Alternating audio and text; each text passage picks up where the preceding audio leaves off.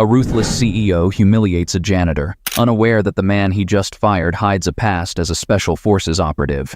The skyscrapers of Riven Enterprises stretched toward the heavens, their sharp outlines slicing through the New York skyline. Inside, the corporate world thrived with calculated ambition, where success was measured by profits and power. Employees scurried about, too absorbed in their work to notice anything around them. At the very top of this concrete jungle sat Damien Frost, the CEO of Riven Enterprises. Damien was a man in his mid-50s, known for his sharp suits, sharper words, and a cold, unfeeling demeanor.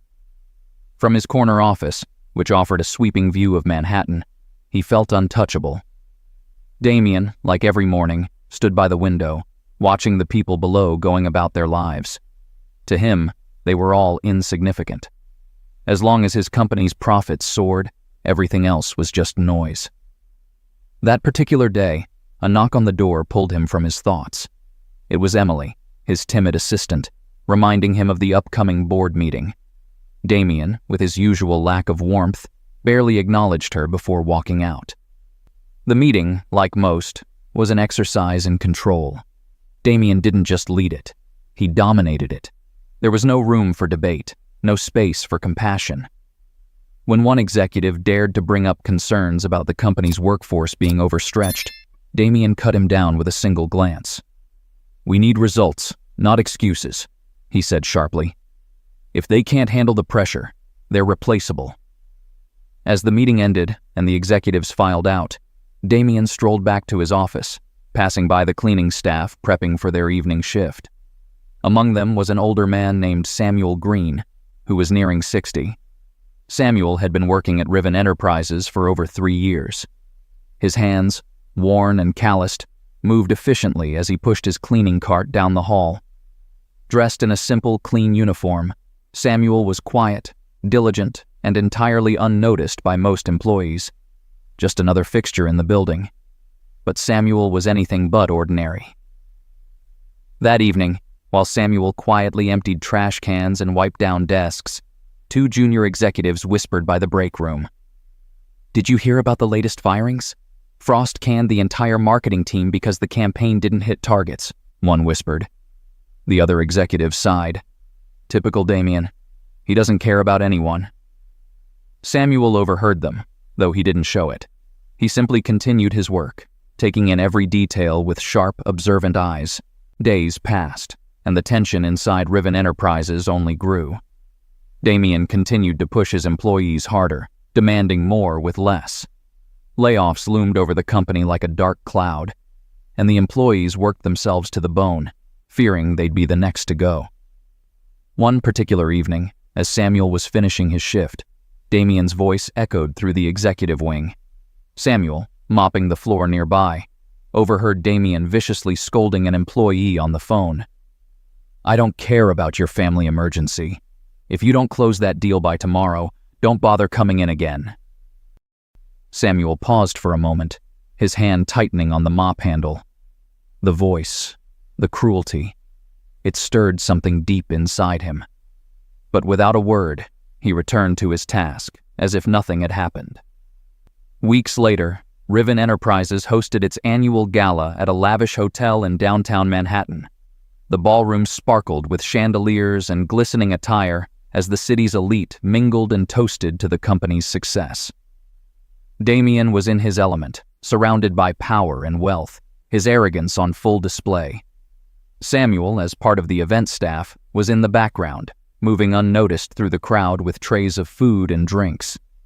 As the night wore on, Damien, emboldened by too much champagne, berated a young employee for a minor mistake in front of dozens of guests, leaving her in tears. Samuel, watching from across the room, felt a simmering anger, but kept his composure, for now. Later that evening, as Samuel carried a tray of wine glasses through the crowded room, someone bumped into him, causing him to stumble forward.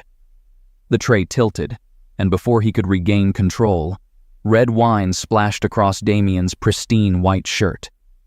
Time seemed to freeze. The crowd hushed as all eyes turned to Damien, whose face turned red with fury. He looked down at his stained shirt and suit, then back up at Samuel. "You clumsy fool!" Damien shouted, his voice cutting through the silence. "Do you have any idea how much this suit costs? It's probably worth more than your entire year's salary. You're worthless. A janitor who can't even do his job properly." Samuel, standing straight, met Damien's gaze calmly. "It was an accident, sir. I apologize." But Damien wasn't listening. He was beyond rational thought, his arrogance amplified by the alcohol in the eyes of his guests. "You're fired. I don't want to see your face in this building ever again. Understand?" The room remained silent as Samuel quietly set his tray down on a nearby table. He glanced around, noticing the mix of discomfort and glee in the guests' faces. Without another word, Samuel nodded. "I understand." Damien smirked, satisfied, and turned to the crowd, attempting to regain his composure, but the damage had been done. Samuel left the room, his steps calm and deliberate, as the crowd slowly returned to their conversations. As Samuel changed out of his uniform in the staff area, Sarah, the head of HR, approached him. "Samuel, I'm so sorry about what happened. That wasn't right." Samuel offered a small smile. "Thank you, but there's no need to apologize. Sometimes it's just time to move on." Sarah frowned, sensing there was more to Samuel than met the eye, but she didn't push. "If you need anything, a reference, or even someone to talk to, you know where to find me." Samuel nodded, appreciating her kindness.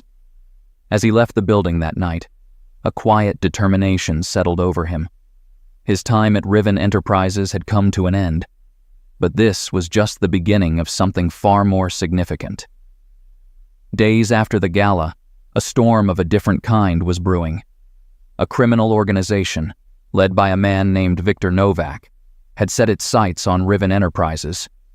Victor was a ruthless figure in the underworld, known for using legitimate businesses to launder money and carry out illegal operations. And now, Riven Enterprises, with its wide-reaching connections, was the perfect front for their latest scheme. Victor, seated in a darkened room surrounded by his lieutenants, laid out the plan.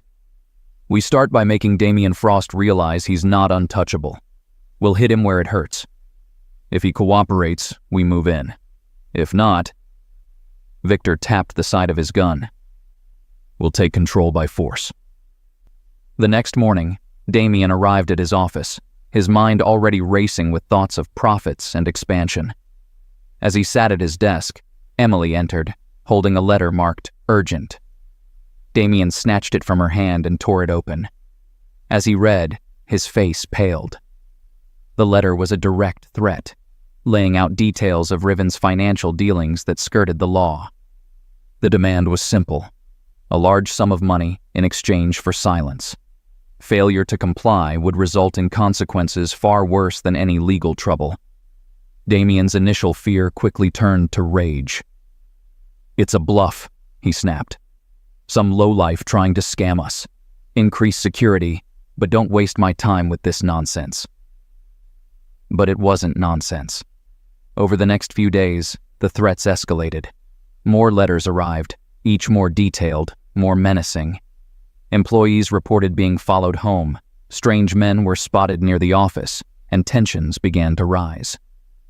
One evening, as Damien worked late in his office, the building's lights flickered and went out. Emergency generators kicked in, casting an eerie glow throughout the floors. Moments later, the elevator doors opened, and men in tactical gear stormed the building, weapons drawn. "This is a takeover," one of the masked men announced, his voice calm but threatening. "Cooperate, and no one gets hurt." Damien, frozen in disbelief, watched as the men spread out, rounding up terrified employees. In the chaos, Sarah, the HR head, remembered Samuel. With shaky hands, she pulled out her phone, praying for a signal. To her relief, she found one bar. She dialed Samuel's number. Miles away, Samuel's phone buzzed. He looked at the screen, recognizing the number. "Sarah," he answered, his voice steady. "Samuel, I know this is strange, but we're in trouble. The company, we're being held hostage. I don't know why, but I felt I had to call you."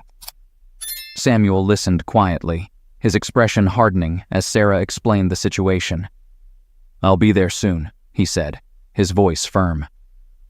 The quiet, unassuming janitor was gone. In his place, the former operative began to emerge once again. Within minutes, Samuel was driving toward Riven Enterprises, his mind shifting gears. As he approached, he parked a block away, out of sight, and observed the building. His trained eyes quickly picked out potential entry points and weak spots in the criminals' setup. He recognized their tactics. They were professionals, but so was he. Samuel moved swiftly and silently, making his way to a service entrance. Using a sleeper hold, he incapacitated the guard stationed there without a sound. Inside the building, he navigated the hallways with ease, using the knowledge he'd gained from years of working as a janitor. Reaching the security room, Samuel accessed the camera feeds, scanning for information. What he saw confirmed his suspicions. The hostage takers were well organized and heavily armed.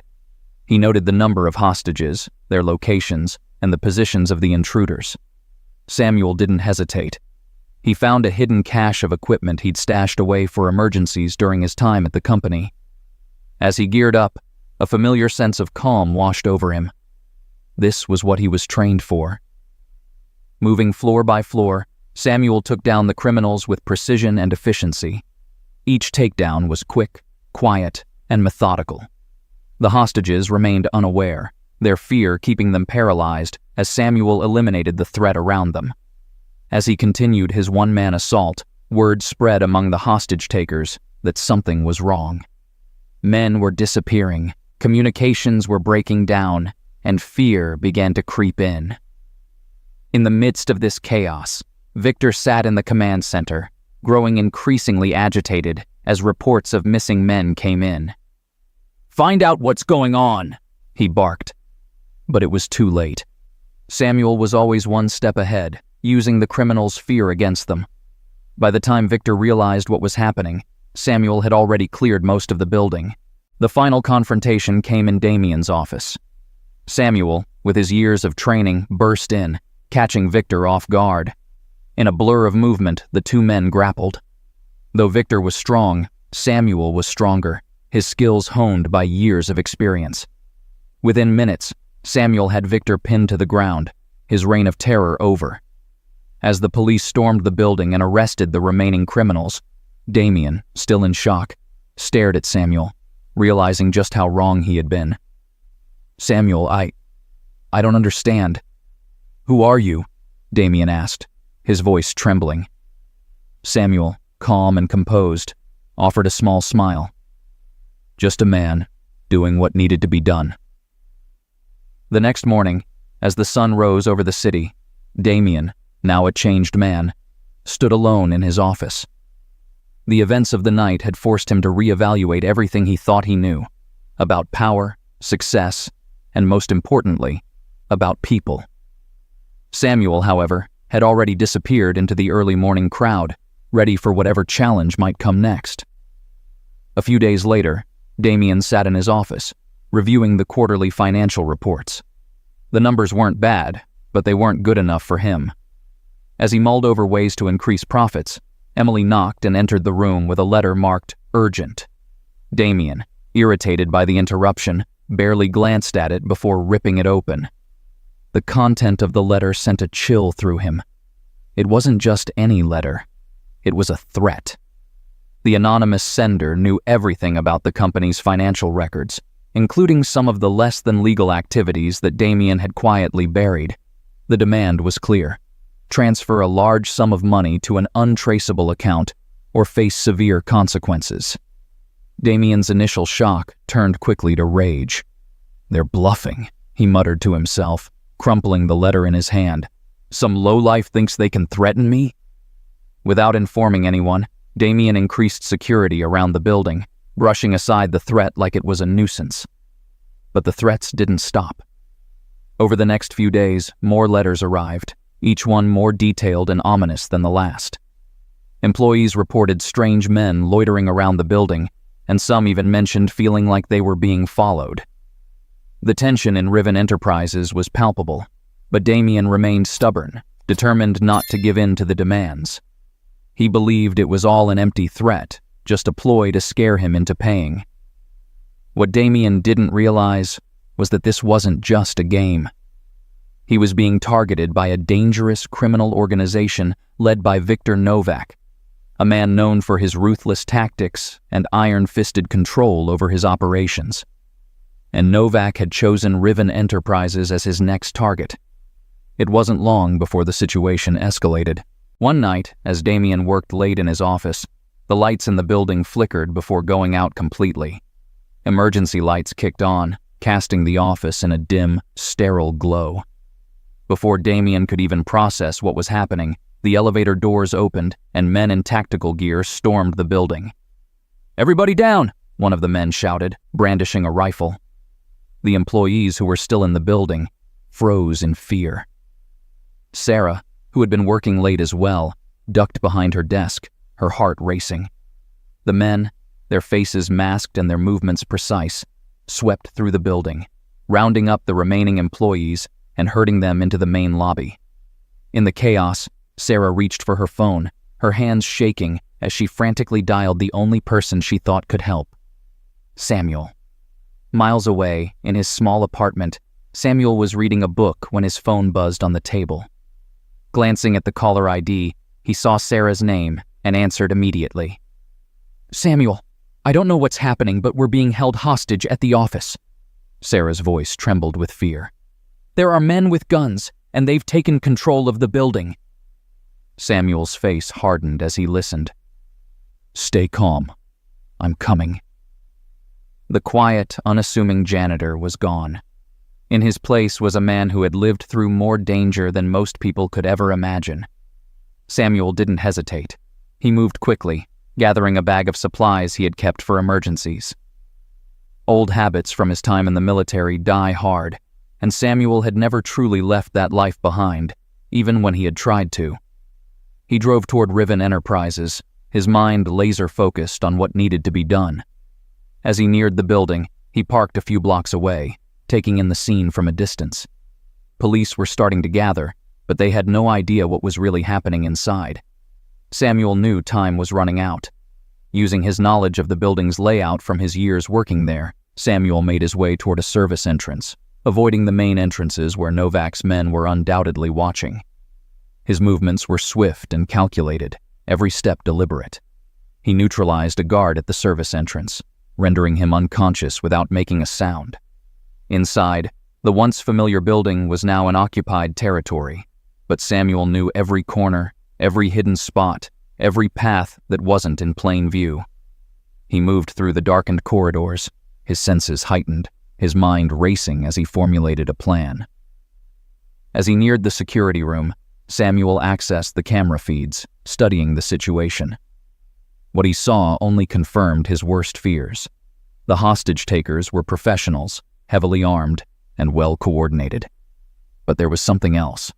Novak, the leader, had taken Damien as his personal hostage, separating him from the other employees.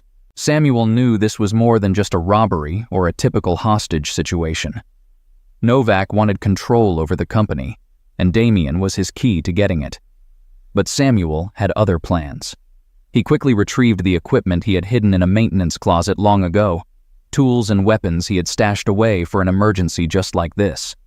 Armed and ready, Samuel set out to do what he did best: take control of the situation, one step at a time. Floor by floor, Samuel systematically took down the hostage-takers. His moves were efficient, silent, and precise.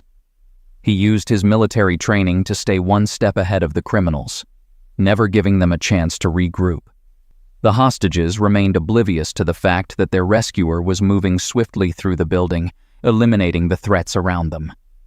Back in the command center, Novak was growing increasingly frustrated. His men were reporting strange disappearances, and communications were starting to break down. "What the hell is going on?" Novak demanded, slamming his fist on the table. His lieutenant shrugged, fear creeping into his voice. "We don't know, boss. Men are just disappearing." Novak's eyes narrowed. Find out who's doing this and take care of it. Now." But Samuel was already ahead of them. He continued his silent assault, using the criminals' fear against them. They had come prepared for a simple takeover, but Samuel was turning their plan upside down. With every man he took down, the criminal organization's confidence crumbled a little more. Meanwhile, in the main lobby, Sarah and a group of terrified employees huddled together, trying to stay out of sight. The masked men patrolled the room, their rifles slung across their chests, their eyes scanning for any signs of trouble. But they didn't notice Samuel. He used a small mirror to create a distraction, reflecting light into one of the guards' eyes. As the man moved to investigate, Samuel struck. Within seconds, 3 guards were down, and the hostages were staring in stunned silence. Sarah's eyes widened in disbelief as she recognized the figure standing before her. "Samuel?" she whispered, her voice barely audible. Samuel turned to her, placing a finger to his lips. "Keep quiet," he instructed, his voice calm but firm. He quickly ushered the group of employees into a safer area, giving them brief instructions on how to stay hidden. Then, without another word, he disappeared back into the shadows, ready to finish what he had started. By now, Novak's men were panicking. Communication had broken down completely, and they had no idea where Samuel was or how he was taking them down. In the command center, Novak paced back and forth, his frustration boiling over.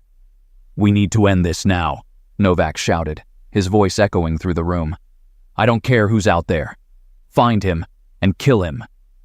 But it was too late. Samuel had already thinned out their numbers, and the remaining criminals were huddling together for protection. Their fear made them reckless, and Samuel took full advantage. He moved through the building like a ghost, using every skill he had learned during his time in the Special Forces. He anticipated their moves, used their own tactics against them, and slowly but surely dismantled their operation. In Damien's office, Novak was growing desperate. He knew something was wrong.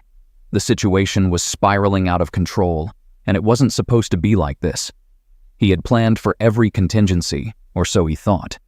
But now, it felt like everything was slipping through his fingers. The final confrontation was inevitable. Samuel knew it, and Novak knew it. As Samuel approached Damien's office, he could hear Novak's agitated voice coming through the door. "Where is he?" Novak demanded. "How can one man be causing all this?" Samuel took a deep breath, steadying himself. This was it. The last step.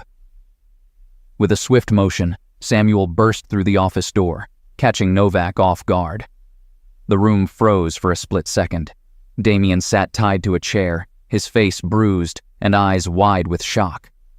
Novak, gun in hand, stared at Samuel, momentarily stunned. "You!" Novak spat, raising his gun. Samuel moved quickly, rolling to the side as Novak fired 2 shots. The bullets missed, embedding themselves into the wall behind him. Samuel crouched behind a large filing cabinet, his mind racing. "Who the hell are you?" Novak snarled, his gun trained on Samuel's position. Samuel's voice was calm when he replied. "Just the janitor." Novak's face twisted with rage. "The janitor? You've got to be kidding me." His voice dripped with disbelief, but Samuel remained calm, crouched behind the filing cabinet. He could hear the unsteadiness in Novak's breath, the slight tremble in his voice. The man wasn't as in control as he appeared. "You're outmatched," Samuel said, his voice even. "Your men are down. The police will be here any minute. It's over." But Novak wasn't the type to give in easily. "You think you're so clever?" he barked. "I still have the CEO. He's my leverage. As long as I have him, I'm in control." Samuel could hear the desperation in Novak's words. He was losing his grip, and both men knew it, but that didn't make him any less dangerous. Novak still had Damien, and if things went sideways, he wouldn't hesitate to pull the trigger. "You're trapped," Samuel said, his tone soft but calculated. "Look at your situation. You can't get out of this building, your plan is falling apart, and your men are either unconscious or gone. There's no escape." Samuel knew he had to get Novak away from Damien. The man's gun was still trained on the CEO, and any sudden moves could trigger a violent end to the standoff. But Novak was a fighter, and if there was any way he could weasel his way out, he'd try. "You don't know who you're messing with," Novak shouted, waving the gun wildly in Samuel's direction. "I've been in worse situations than this. You're the one who's out of his league." Samuel used Novak's growing frustration to his advantage, keeping him talking, keeping him distracted. Slowly, he positioned himself for a counterattack. His military training kicked in, and he could feel his muscles tense with anticipation. "Damien isn't your leverage anymore, Novak," Samuel continued. "He's just a liability now. If you want out of here alive, you're going to have to let him go." Novak's grip on the gun tightened, and his eyes darted around the room, searching for a way out. His confidence was cracking, and Samuel knew it. This was the moment he had been waiting for. With a sudden burst of speed, Samuel launched himself over the filing cabinet, charging straight at Novak. The criminal leader reacted too late, firing off a wild shot that missed Samuel by inches. Before Novak could fire again, Samuel was on him, disarming him in one swift motion. The gun clattered to the ground as the two men grappled. Novak was strong, but Samuel was faster, more precise. Years of training kicked in, and with each move, Samuel's superiority became more apparent. He used Novak's own momentum against him, slamming him into the desk and pinning him down. "Enough," Samuel growled, holding Novak in a lock, his arm twisted painfully behind his back. Novak struggled for a moment longer before going limp, the fight draining out of him. He was finished, and he knew it. Who are you?" he gasped, his voice filled with exhaustion and confusion. Samuel didn't answer immediately. Instead, he quickly secured Novak with zip ties he had brought with him, ensuring the man couldn't break free. Once Novak was restrained, Samuel turned his attention to Damien, who was still tied to the chair, his face pale and covered in sweat. "You okay?" Samuel asked, kneeling down to untie the CEO. Damien nodded weakly, his voice barely a whisper. I don't understand. How did you—" Samuel gave him a small, tight smile. "It's a long story, Damien. One we'll have plenty of time to talk about later." Before Damien could respond, the distant wail of sirens filled the air. The police had arrived. Samuel stood up, pulling Novak to his feet. "Looks like your ride's here," he muttered. Damien watched in stunned silence as Samuel led Novak out of the office, his mind reeling from the events of the past hour. Everything he thought he knew about Samuel, the quiet, unassuming janitor, had been turned upside down. The man who had once cleaned his office was now the one who had saved his life. As Samuel walked Novak down the corridor, the building was swarming with police officers. Novak's men were being rounded up, and paramedics tended to the few injured employees. Sarah spotted Samuel from across the room and rushed over, her face filled with relief. "Samuel," she exclaimed, her eyes wide with disbelief. You saved us. I don't even know what to say." Samuel gave her a nod, his expression calm but tired. "I just did what needed to be done." But Sarah couldn't stop staring at him, her mind racing. How did you even know how to do all this?" Samuel shrugged. "Let's just say I've had a lot of experience in situations like these." The police quickly took Novak into custody, along with the rest of his incapacitated men. As the building was cleared, Damien, still in shock, found himself unable to take his eyes off Samuel. The CEO had spent years believing that his power and wealth made him untouchable, but in the end, it was the man he had fired and humiliated who had saved him. A few hours later, as the last of the police cars drove away and the employees began to return to their homes, Damien approached Samuel one last time. "Samuel," he said, his voice heavy with emotion, "I don't even know where to begin. You saved my life, and I was so wrong about you. I'm sorry for everything." Samuel met his gaze, his expression unreadable. "There's no need for apologies, Damien. You needed help, and I was in the right place at the right time. Damien shook his head. No, I do need to apologize. I judged you based on your job. I looked down on you, treated you like you were nothing, and I was wrong. I see that now. Samuel nodded slowly. It's easy to judge people when you don't know their story. But everyone has a story, Damien. You just have to be willing to listen. Damien swallowed hard, the weight of Samuel's words sinking in.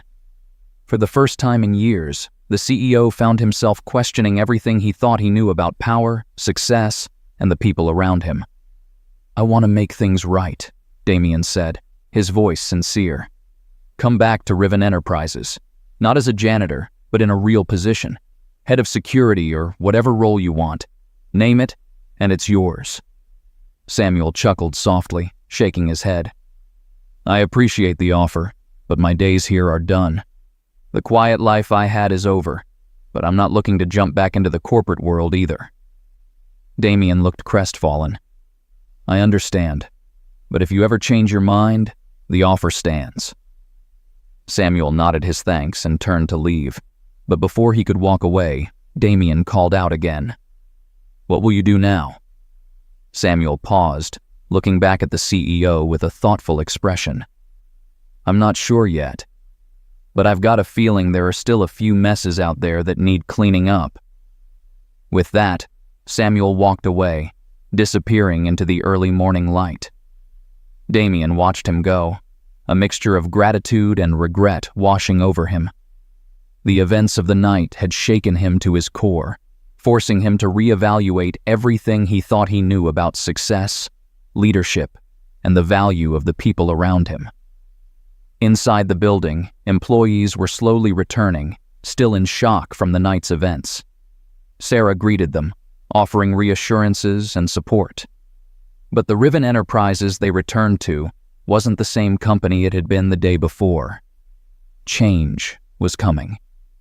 And it all started with the janitor they had once overlooked. As the morning sun rose over the city, Samuel walked down the street, blending into the crowd. He had saved Riven Enterprises, but more importantly, he had rediscovered a part of himself he thought long buried. The world might never know his name, but his actions that night would leave a lasting impact. The days after the hostage incident at Riven Enterprises were a blur for everyone involved. News outlets picked up the story, painting it as a thrilling rescue by a mysterious ex-soldier who had been working in secret as a janitor.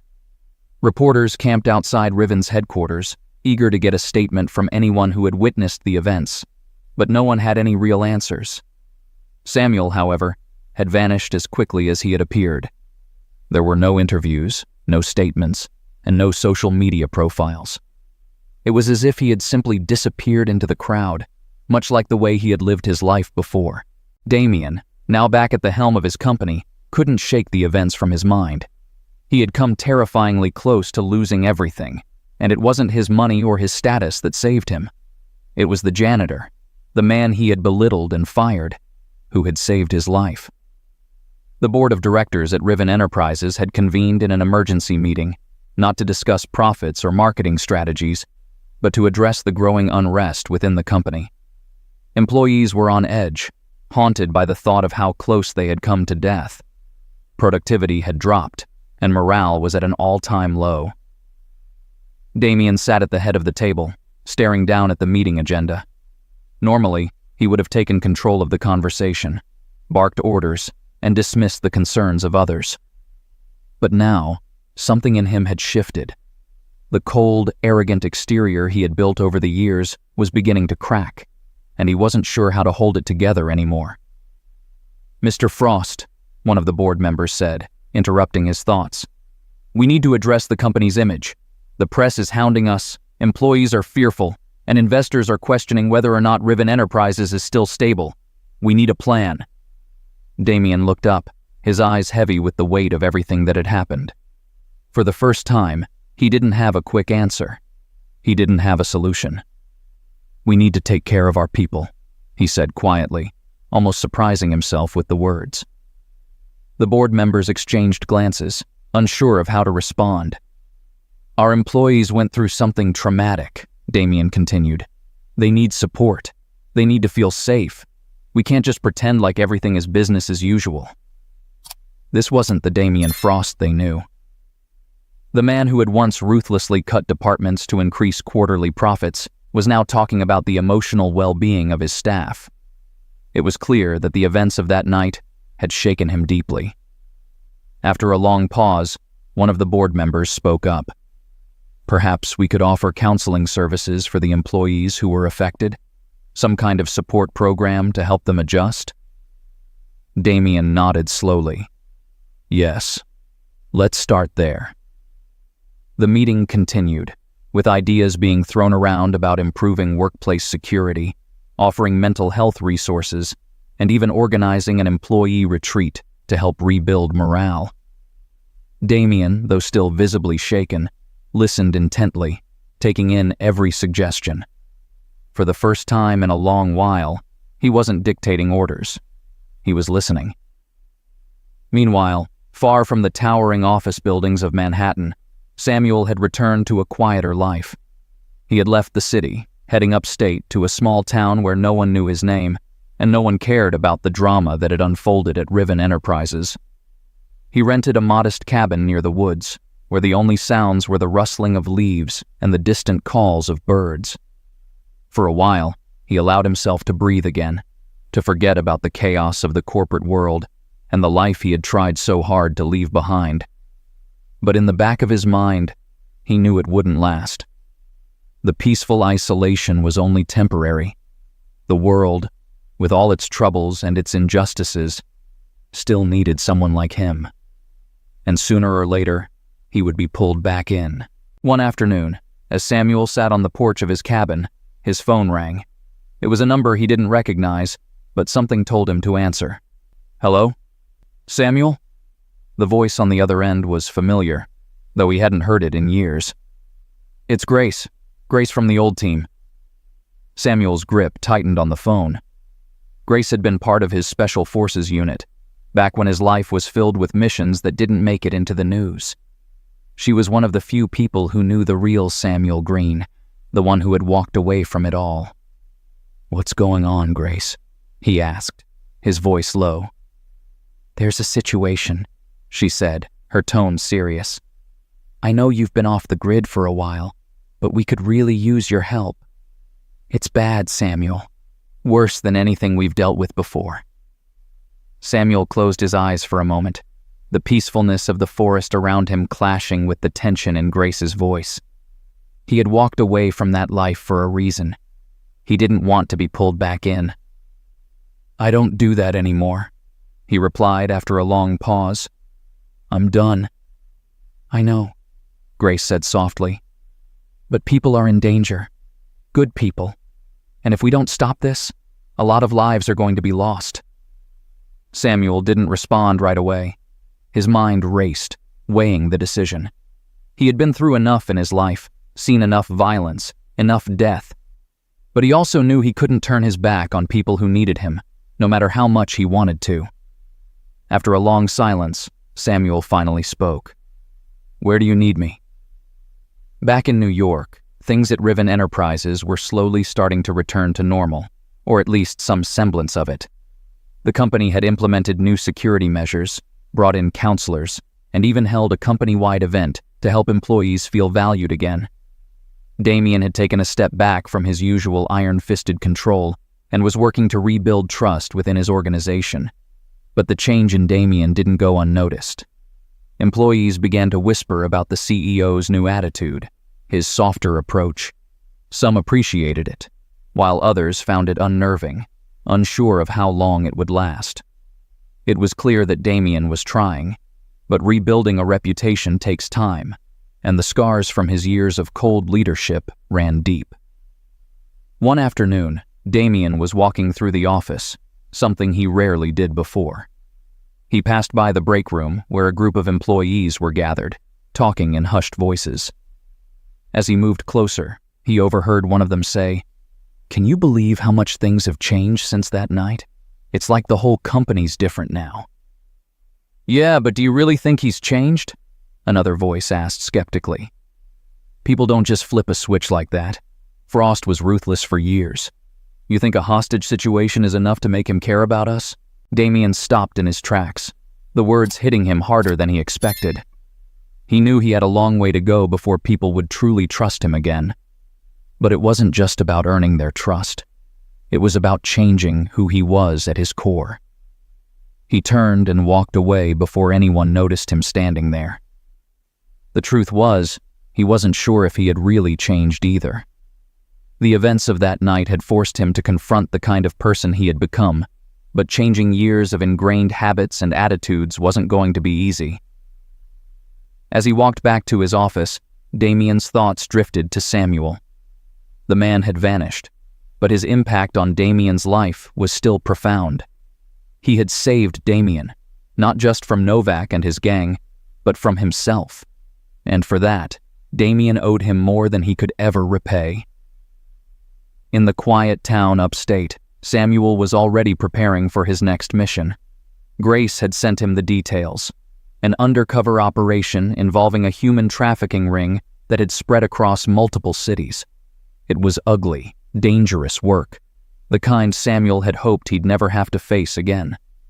But as he packed his gear and mentally prepared himself for what was to come, Samuel knew he couldn't turn his back on it. This was his purpose, whether he liked it or not. The quiet life he had tried to build was slipping away, and in its place was the reality he had always known. The world was a messy place, and someone had to clean it up. As he loaded his duffel bag into the trunk of his car, Samuel glanced back at the cabin one last time. He knew it would be a long time before he returned, if he ever did. The forest, the peace, the isolation, it was all a temporary reprieve from the chaos that awaited him. The drive back toward the city was long and silent. Samuel kept his focus on the road, but his mind was already planning for what lay ahead. He knew Grace wouldn't have called him unless the situation was dire, and that meant he would have to be at the top of his game. He was ready. The sound of tires rolling over gravel filled the air as Samuel parked his car just outside the city limits, well away from prying eyes. He exited the vehicle, took a deep breath, and surveyed the dimly lit parking lot where he was to meet Grace. This wasn't a typical reunion, but then again, nothing about Samuel's life had ever been typical. Moments later, a dark sedan pulled up beside him. Grace stepped out, her face set in the hard lines of someone who had seen too much. She hadn't changed much since their time in Special Forces, still sharp, still alert, with the same no-nonsense attitude that made her a force to be reckoned with. "Samuel?" she greeted, her tone clipped but familiar. "Grace," Samuel replied with a nod. They stood in silence for a moment, each sizing up the other, though they knew there was no need. Trust wasn't something you questioned when you had bled beside someone in the field. "Let's get straight to it," Grace said, pulling a small file from her jacket. She handed it over to Samuel, who opened it without a word. Inside were photos, maps, and detailed information about the human trafficking ring they were about to dismantle. The faces of victims stared back at him from the pages, their eyes hollow, filled with despair. It was the kind of operation that tore at the soul. "These people, they're using legitimate businesses as fronts," Grace explained. "High-profile companies, just like Riven Enterprises. That's how they've been able to stay under the radar for so long. But we've got a way in. One of their key men has agreed to cooperate, and we're going to use that connection to bring them down from the inside." Samuel flipped through the pages, taking in every detail. "What's the plan?" Grace glanced around the empty lot before leaning in slightly. "Tomorrow, we're meeting with our inside man. He's high enough up the chain to give us critical information, but he's in danger. We'll need to extract him before they realize he's flipped. After that, we'll infiltrate their main hub. It's a warehouse on the outskirts of the city. They've got armed guards, surveillance, the works. It won't be easy." Samuel's expression remained unreadable as he absorbed the gravity of the mission. "When do we move?" "Tomorrow at dawn," Grace said. "I'll brief you on the rest of the details en route. Get some rest tonight. You'll need it." Samuel nodded, though he knew sleep wouldn't come easily. It never did before missions like this. The weight of what they were about to do was too heavy to ignore. But that weight was also familiar, like an old jacket he had once worn every day. Grace handed Samuel a burner phone and turned to leave. "Call me if anything changes." As she got into her car and drove off, Samuel stood alone in the parking lot, the night air cool against his skin. He flipped through the file again, memorizing the faces and names of the men they were about to face. This mission wasn't just about taking down criminals.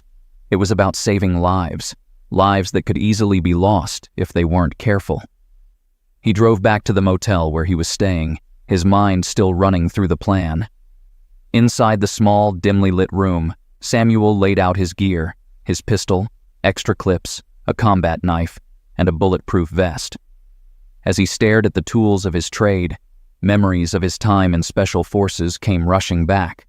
Missions he had completed, friends he had lost, and the battles that never seemed to end. The next morning, just as the sun began to rise, Samuel was waiting in the parking lot again. Grace pulled up in her sedan, this time with another familiar face in the passenger seat.